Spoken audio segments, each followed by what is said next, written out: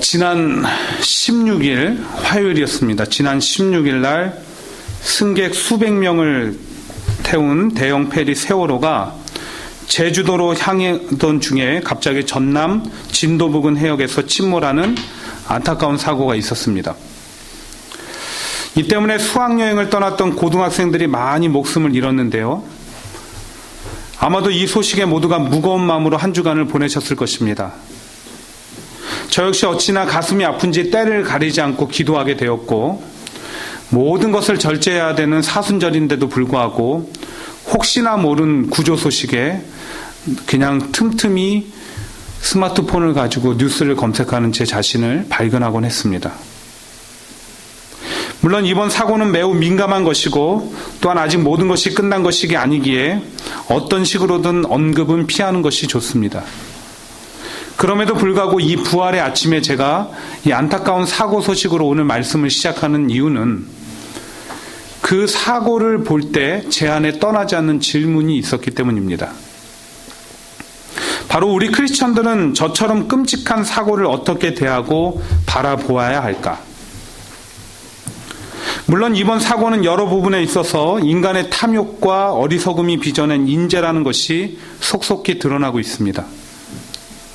하지만 우리 크리스천들에게 너무나 중요한 고난주간을 보내고 또 부활주일을 맞이하는 그 시점에서 일어났다는데 하나님께서 주시는 그 지혜를 함께 생각해보고 좀 분별해보자는 것입니다. 특별히 한 가지만 꼭 부탁드리고 싶은 것은 앞서 말씀드렸듯이 이번 사고에 대한 오늘 이 아침의 생각들은 지극히 저의 개인적인 고민으로부터 시작된 것이니 어떤 오해나 지나친 해석을 덧붙이지 마십시오. 대신 어떤 하나님의 메시지를 전하고자 하는지 그 말씀에 집중하시기를 바랍니다. 개인적으로 저는 이번 사고를 통해서 주시는 하나님의 분명한 메시지가 몇 가지 있다고 생각합니다. 가장 첫 번째는 모든 생명은 소중하다는 것입니다. 언제부터인지 몰라도 우리 사회 가운데 생명 경시 풍조가 가득해졌습니다. 그 예로 지난달 대구에서 비정한 아버지가 게임방에 가야 되는데 어린아이가 빨리 잠들지 않고 칭얼댄다는 이유로 불과 28개월밖에 되지 않은 그 아들을 자기의 손으로 코와 입을 막아서 죽였습니다. 그런가 하면 경북 칠곡에서는 계모에 의해서 학대받은 아이가 사망한 사건이 있었고요. 사회의 무관심 속에 새 모녀가 동반 자살한 사건도 있었습니다. 그 외에도 한국과 미국 공통적으로 총기 난사와 같은 각종 묻지마 살해 사건이 끊이질 않습니다. 그로 인해서 안타깝게 오늘도 어제도 내일도 너무나 안타까운 생명들이 이 땅을 떠나고 있습니다. 그뿐인가요? 우리는 얼마나 자주 또 쉽게 죽음이란 말을 사용합니까? 더워 죽겠다, 추워 죽겠다, 배고파 죽겠다, 배불러 죽겠다, 좋아 죽겠다, 힘들어 죽겠다.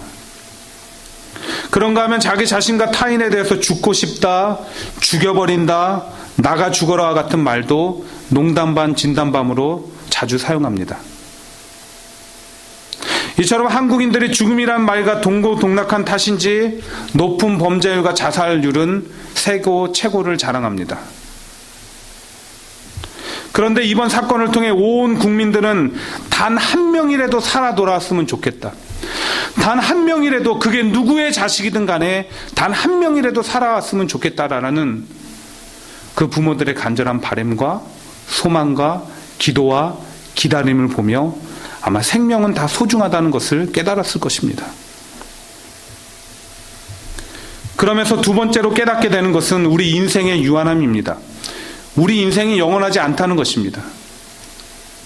이번 사고로 안타깝게 생명을 잃은 사람들 중에 그날이 자기 인생의 마지막이라고 생각하고 배에 오른 사람이 과연 누가 있을까요? 오히려 다들 수학여행, 새로운 도전, 휴식 등 저마다 여러 가지 부푼 꿈과 소망 그리고 계획 가운데 배를 탔을 것입니다. 하지만 아무도 자신들의 앞날을 알지 못했습니다. 그런가 하면 오늘도 각종 사건, 사고와 질병으로 이 죽음을 맞이해야 하는 이들은 오늘도 자기 인생이 마지막이라는 것을 알지 못합니다. 그럼 떠나보내는 가족은요? 그들은 알고 있습니까? 그들도 모릅니다. 이처럼 우리가 이 땅에 올 때는 순서를 따라왔지만 떠날 때와 떠나보내야 할 때는 순서가 없습니다. 즉 언젠가 우리 인생의 끝이 있고 그때는 아무도 모른다는 것입니다. 때문에 성경은 너무나 쉽게 우리로 하여금 분별하고 깨달을 수 있도록 우리 인생을 안개와 같다고 하고 들의 풀과 같다라고 비유했습니다. 그런데 여러분, 앞에 두 가지 깨달음으로 또 얻게 되는 깨달음이 무엇입니까? 내 인생이 영원하지 않고 끝이 있는 유한한 인생이기에 지금 생명이 붙어 있을 때 헛되이 살아갈 수 없다는 것입니다. 이왕이면 올바르고 바른 길, 가치 있고 뜻있는 삶을 살아야 하겠죠. 내게 주어진 시간이 한정되어 있다면 중요하고 가치 있는 일을 먼저 해야 됩니다. 그래서 이런 말도 나왔잖아요. 내일 지구가 종말을 한다 해도 나는 오늘 한 그루의 사과나무를 심겠다.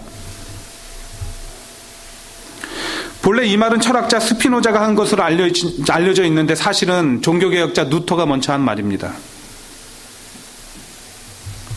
그렇다면 우리는 어떻게 살아가야 할까요? 어떻게 사는 것이 한정된 인생의 시간 가운데 중요하고 가치 있는 일을 하는 것일까? 그 지혜를 성경에 나오는 한 사건을 통해서 얻어보고자 합니다. 누가복음 13장에 보시면 예수님 당시에 있었던 충격적인 재난사고를 하나 기록하고 있습니다. 바로 실로암 망대가 무너진 사건입니다. 망대는 쉽게 생각해서 탑이 무너졌다고 생각을 하시면 됩니다. 어쨌든 그 사고로 당시에는 엄청난 숫자에 해당하는 인명피해를 입었습니다. 그래서 당시 유대인들은 무엇이든지 죄와 연관지어서 생각했어요. 그래서 너무나 쉽게 사람들은 생각했습니다. 그렇게 그 사고로 죽은 사람들은 죄가 많아서 죽었을 거야. 그런 사람들을 향해서 예수님이 이렇게 반문했습니다. 실로암 망대가 무너져 치워 죽은 사람이 예루살렘에 거한 다른 모든 사람보다 죄가 더 있는 줄 아느냐? 너무나 당황스러워하는 그들에게 곧 대답도 해주셨습니다. 아니라. 너희도 만일 회개하지 아니하면 다 이와 같이 망하리라. 즉 우리가 안타까운 사고를 보면서 해야 하는 일이란 죽은 사람들의 죄에 대해서 이야기하고 나는 죽지 않고 살아있으니 저들보다 조금은 의롭다라고 평가하고 아주 나쁘게만 살지 않으면 되겠지라며 반복되는 죄악 가운데 살기보다는 그것을 자기 인생의 거울로 삼으라는 것입니다. 그리고 인생의 유한함과 생명의 소중함을 깨닫고 그렇게 알아서 참되고 올바른 길 가길 힘써야 된다는 거예요. 그리고 그 참되고 올바른 길의 시작점이 어디입니까? 회개입니다. 회개는 영어로 리펜던스라고 하죠. 근데 사실 그 정도의 후회나 뉘우침 정도가 진정한 회개의 의미가 아닙니다. 교회에서 말하는 회개라는 것은 헬라어 메타노니아, 참된 회개는 돌아섬이라고 얘기하고 있어요. 즉 내가 어딘가 차를 몰고 목적지를 향해서 갈 때 길을 잘못 들었다고 가정해 봅시다. 그럼 곧 내비게이션에 친절한 여인이 전방 몇 미터 앞에서 유턴하십시오. 이렇게 친절히 안내해 주잖아요. 그럼 어떻게 해요? 내가 길을 잘못 따랐다는 것을 깨닫고 그 여인의 안내에 따라서 차를 딱 돌리잖아요. 마치 그렇듯이 내 인생길을 갈 때 내 안에 지금 가는 길이 뭔가 잘못된 길이다, 정직하지 못하다, 옳지 못하다 깨달음이 있으면 그 길에서 완전히 돌아서서 올바른 길을 가는 것, 이게 회개라는 거예요. 네. 근데 현대 신앙인들은 가서 회개하고 회개만 하면 되지 주일날 그러잖아요. 그건 뉘우침이에요. 특별히 그 회개의 길을 열어주시고 올바른 인생길의 안내자로 하나님께서는 우리에게 예수님을 보내주셨습니다. 하지만 하나님 입장에서는 결코 쉬운 일이 아니었어요. 여러분, 이번 세월호 사건, 그 사고로 고등학생 자녀를 잃은 부모들이 왜 그렇게 가슴 아파합니까? 왜 그렇게 가슴 아파하죠? 물론 10손가락 깨물어 안 아픈 손가락 없고 고슴도치도 자기 새끼는 이쁘다고 합니다. 뭐예요? 내 자식은 다 귀하고 소중해요. 그래서 그 자식을 잃었기 때문에 너무 가슴 아픈 거예요. 근데 요즘은 핵가족 시대잖아요. 하나밖에 없는 자녀들을 잃은 경우가 많다는 거예요. 그래서 그렇게 가슴이 아픈 거예요. 그 자녀 하나 희망으로 삼고 열심히 일하며 고단한 삶을 이겨내며 살아왔는데 이렇으니 어찌 그 아픔을 말로 할 수 있겠습니까? 여러분 희망과 소망 잃어본 적 있으세요? 여러분 계획했던 거 그냥 팍 꺾이는 그때 느껴본 적 있으세요? 그때 그 기분이에요. 지금 그 부모들이 아마 살고 싶지도 않고, 그 부모 중에 누군가가 그러더라고요. 난 어차피 쟤가 없으면 살지 못하니까 나도 죽여달라고.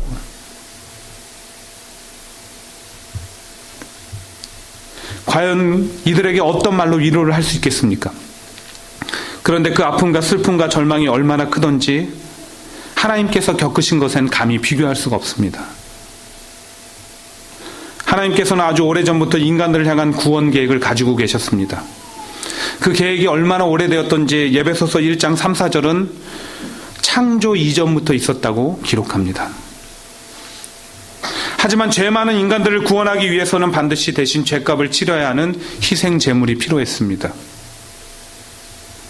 하나님께서는 그 희생 제물을 당신의 하나밖에 없는 독자 예수 그리스도로 정하시고 그를 이 땅에 보내주셨습니다.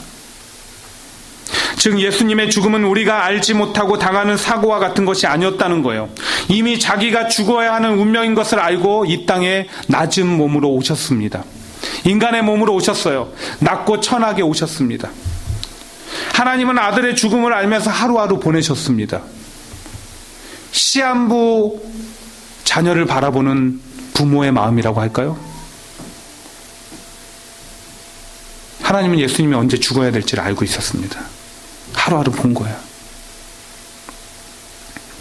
왜 하나님께서 이렇게 하셨을까요? 이유는 너무나 확실합니다. 나를 사랑하고 여러분들을 사랑하시기 때문에, 우리를 사랑하기 때문에. 목자 없는 양처럼 헤매는 우리를 품으시기 위해서, 그리고 당신의 자녀로 삼아주시기 위해서 감당하신 엄청난 고통과 희생이었습니다. 그런데 그런 깊으신 사랑과 뜻을 깨닫지 못하고 욕하고 저주하고 핍박하고 때리고 침뱉고 모욕하고 배반하는 인간들을 보면서 하나님은 무슨 생각을 하셨을까요? 얼마나 가슴이 아팠을까요? 하지만 하나님께서는 인간들을 향한 사랑을 끝까지 놓지 않으셨습니다. 그리고 마침내 아들 예수님께서 십자가에 의해서 피 흘려 죽으심으로 하나님과 우리 사이에 막힌 담이 허물어졌습니다. 죄의 문제를 아뢰고 용서받을 수 있는 참된 회개의 길을 열어주시고, 그분과 화평할 수 있는 화평의 길을 열어주시고, 구원의 문을 열어주셨습니다. 하지만 그분은 죽음 가운데 머물러 계시지 않고 오늘 이 아침에 부활하셨습니다. 부활하심으로 우리 육신은 죽어도 영혼은 영원히 살아갈 그곳 하나님 나라 천국의 시민이 된다는 구원의 참된 의미와 축복을 깨달아 알게 해주셨습니다. 뿐만 아니라 짧은 3년 반의 공생의 기간을 통해 구원의 은혜로 말미암아 하나님의 자녀된 우리가 어떻게 살아가는 것이 참되고 올바른 길인 것을 가르쳐 주셨고, 또 지금도 살아서 우리 곁에 그 길을 인도하시는 인도자 되시며, 때론 힘들고 고된 인생길 가운데 위로자와 도움자가 되어주시니 얼마나 기쁜지 모르겠습니다. 이것이 또한 우리에게 주시는 부활의 참된 기쁨인 줄 믿습니다. 그런데 오늘 본문 12절을 보니까 고린도 교회 안에, 고린도 교회 성도들 가운데 예수님의 부활을 믿지 않는 자들이 있었던 것 같습니다. 부활이 없다라고 주장하는 거예요. 이유는 무엇입니까? 경험해보지 못해서. 내가 경험해보지 못한 것은 믿지 못하겠다는 겁니다. 그래서 바울은 부활이 참된다는 것을 열심히 설명하기 시작합니다. 15장 전체를 통해서 설명합니다. 그러면서 예수 그리스도의 부활이 참되다는 근거로 크게 세 가지를 제시하는데, 가장 첫 번째는 부활은 성경대로 이루어진 사건이라는 겁니다. 구약 성경 곳곳에는 예수님께서 이 땅에 오실 때 어떤 모습으로 오실 것이며 또한 어떻게 죽으실 것을 예언하고 있습니다. 가장 대표적인 것이 이사야 53장 4절부터 6절입니다. 그는 실로 우리의 질고를 지고 우리의 슬픔을 당하였거늘 우리는 생각하기를 그는 징벌을 받아서 하나님에게 맞으며 고난을 당한다 하였노라. 그가 찔림은 우리의 허물을 인하며 그가 상함은 우리의 죄악을 인함이라. 그가 징계를 받음으로 우리가 평안을 누리고 그가 채찍에 맞음으로 우리가 나음을 입었도다. 우리는 다 양 같아서 그릇 행하여 각기 제 길로 갔거늘 여호와께서는 우리 무리의 죄악을 그에게 담당시키셨도다. 그런가 하면 예수님께서는 사역 기간 내에 계속해서 자기가 부활할 것을 알려주셨습니다. 가르쳐 주셨어요. 선포하셨어요. 대표적인 것 중에 하나가 마태복음 16장 21절입니다. 이때로부터 예수 그리스도께서 자기가 예루살렘에 올라가 장로들과 대제사장들과 서기관들에게 많은 고난을 받고 죽임을 당하고 제3일에 살아나야 할 것을 제자들에게 비로소 가르치시니, 즉 하나님께서 예수님을 이 땅에 보내신 것이 아무런 계획 없이 보내신 것이 아니라 계획 가운데 보내신 것처럼 예수님이 죽으시는 것도 계획 가운데 있었고 예수님이 부활하신 것도 계획 가운데 있었다는 겁니다. 바로 하나님의 계획 안에. 그래서 바울은 본문 3절과 4절에서 이렇게 주장하는 거예요. 성경대로 그리스도께서 우리 죄를 위하여 죽으시고 장사 지낸 바 되었다가 또 뭐라고 합니까? 성경대로 사흘 만에 다시 살아나사. 그렇습니다. 예수님의 죽으심이 사실이라면 부활도 사실이라는 겁니다. 성경이 그렇게 증거하고 있기 때문에. 두 번째, 부활이 참되다는 증거는 수많은 증인들이 있기 때문입니다. 증인이란 사건을 목격하고 경험함으로 그 일에 대해서 알고 있는 사람을 증인이라고 합니다. 그래서 민법에도 보면은 판사나 검사나 변호사처럼 사건의 책임자가 증인의 증언을 지지하라라고 되어 있습니다. 그만큼 증인의 역할이 사건을 판단하는 데 절대적이라는 것입니다. 예수님의 부활도 경험하고 목격한 증인들이 참 많이 있었습니다. 그래서 바울은 본문 5절부터 8절을 통해서 부활이 없다라고 생각하는 고린도 교회 성도들을 향해서 예수님의 부활의 증인들을 소개합니다. 베드로, 12제자, 500여 형제, 그 후에 예수님의 동생 야고보, 그리고 바울 자신 등등 많은 증인들이 있다. 물론 그들 중엔 죽은 사람도 있습니다. 바울도 그걸 인정합니다. 그러나 바울은 그들의 증언까지 없어지는 것은 아니고 혹시 누군가 거짓말을 지어냈다고 한들 여전히 살아서 예수님의 부활을 증언하는 증인들이 있으니 어찌 진실이 아닌 것을 진실이라고 할 수 있겠습니까? 라고 반문하며 주장하고 있는 것입니다. 이처럼 예수님의 부활은 그것을 목격하고 경험한 수많은 증인들이 있습니다. 마지막으로 부활이 참되다는 것은 우리 안에 있습니다. 그 증거가 우리 안에 있다는 것입니다. 앞서 바울은 부활의 증인들 가운데 자신을 포함시켰습니다. 그러나 본래 바울은 예수님을 핍박하고 예수님을 믿는 사람들을 핍박하는 사람이었습니다. 그런 그가 놀랍게 변하여 예수님의 증인의 삶을 살아가게 된 것입니다. 사도가 된 거예요. 어떻게 이런 일이 가능할까요? 사도행전 9장에서 믿는 자들을 핍박하러 가던 중에 예수님을 만났기 때문입니다. 근데 그때 만난 예수님은 처음에 오셨던 그 예수님이 아니었습니다. 죽으시고 부활하신 다시 사신 예수님을 만난 것입니다. 그래서 바울은 8절에서 그날의 감격을 추억하면서요, 만삭되지 못하여 난 자 같은 내게 보이셨다라고 고백합니다. 이 만삭되어 나지 못한 자라는 것은 실제로 바울이 이렇게 8개월 만에 태어난 조사나라는 것도 있겠지만 사실은 자격 없는 자기한테 예수님이 사랑과 은혜를 베풀어 주셨다는 고백이에요. 나를 찾아와 주시고 만나 주시고 용서하시고 주의 일꾼 삼아 주신 은혜가 너무 크다는 것을 고백하는 겁니다. 이번 세월호 사고와 관련하여 승객들을 버리고 먼저 탈출한 그 선장과 승무원들이 잘못됐다고 욕을 많이들 하죠. 또 왜 구조를 빨리 하지 않냐고 분노합니다. 저는 그들을 두둔할 생각은 없습니다. 저도 인간적으로는 분노가 치밀어 오르니까요. 그러나 우리가 생각해 볼 것은 어느 누가 생명의 위협 앞에 그렇게 용기를 가질 수 있을까요? 살고 싶은 게 인간의 본능 아닙니까? 그러기에 또한 누가 누구에게 당신은 죽어야 한다고 주장할 수 있겠습니까? 오히려 그런 강요가 교감의 자살과 같은 안타까운 희생을 불러오는 것입니다. 마찬가지로 저를 비롯한 여기에 계신 분들 중에 어느 누가 예수님께서 나를 위해서 죽으셔야 합니다, 마땅하다, 당연하다 주장할 수 있겠습니까? 내가 그런 은혜를 받을 만하다고 주장할 수 있는 사람이 누가 있습니까?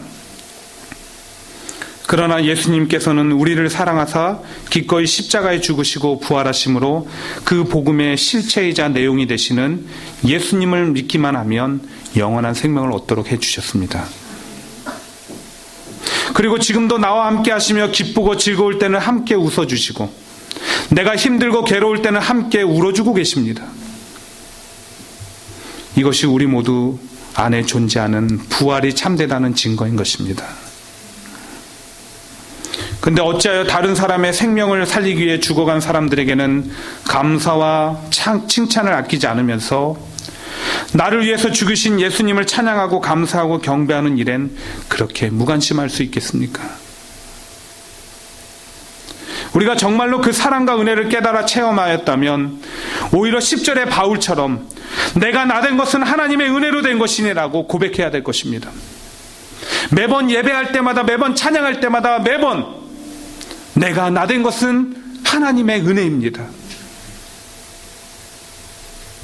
그리고 더욱 그분을 참되고 올바르게 예배해야 될 것입니다. 한 독실한 교인이 사우디아라비아에 진출해 있는 어떤 건설회사와 용역 계약을 맺고 출장 근무를 가게 되었습니다. 거기서 일하면서 같은 직장에 있는 모슬렘 교도를 사귀게 되었습니다. 어느 날 이 모슬렘 교도는 자기가 믿는 회교에 대해서 자랑을 늘어놓았습니다. 우리는 매일같이 하루에 5번씩 기도하며 엄한 규율대로 살아가야 하고 메카를 순례해야 한다. 그런데 무엇보다 우리 회교의 큰 자랑거리는 메카에 있는 모하메드의 무덤이야. 너희 기독교의 교주인 예수의 무덤은 비어있지만 우리 교주의 무덤은 아주 웅장하게 그리고 아름답게 꾸며져 있다. 모하메드의 아름다운 분묘, 이것이 우리 회교의 유일한 자랑거리야. 이 얘기를 듣자마자 이 사람이 자신 있게 이렇게 얘기했습니다. 그래, 참 감동적이다. 그런데 그것이 바로 기독교와 회교의 차이점이야. 모하메드나 다른 종교의 교주는 모두 죽어 무덤에 묻혀 썩어버렸지만 예수님은 죽은 지 사흘 만에 무덤을 깨뜨리고 부활하셨다라고 담대히 복음을 증거했다는 것입니다. 말씀을 정리합니다. 여러분, 오늘 고린도 교회 성도들 가운데 예수님의 부활을 믿지 못하고 부정한 이들이 있었습니다.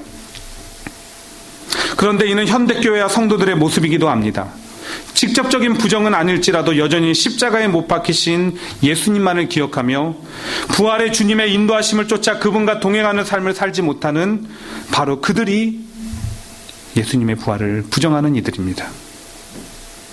그러므로 오늘 이 부활의 아침에 2가지만 기억하기를 원합니다.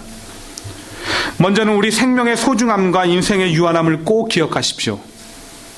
그리고 그 소중한 생명을 살리고 영원한 생명을 허락하기 위해서 이 땅에 오신 우리 예수님을 바라봅시다. 그분은 십자가의 모진 고난을 겪으시고 죽으시고 부활하셨습니다. 이제 우리가 해야 할 일은 그 부활의 예수님을 믿으며 그분과 동행하는 삶을 통해 유한한 인생 가운데 참되고 올바르고 바른 길을 가는 것입니다. 이것이 바로 부활하신 주님을 경험한 증인들이 살아야 하는 삶인 것입니다. 아멘.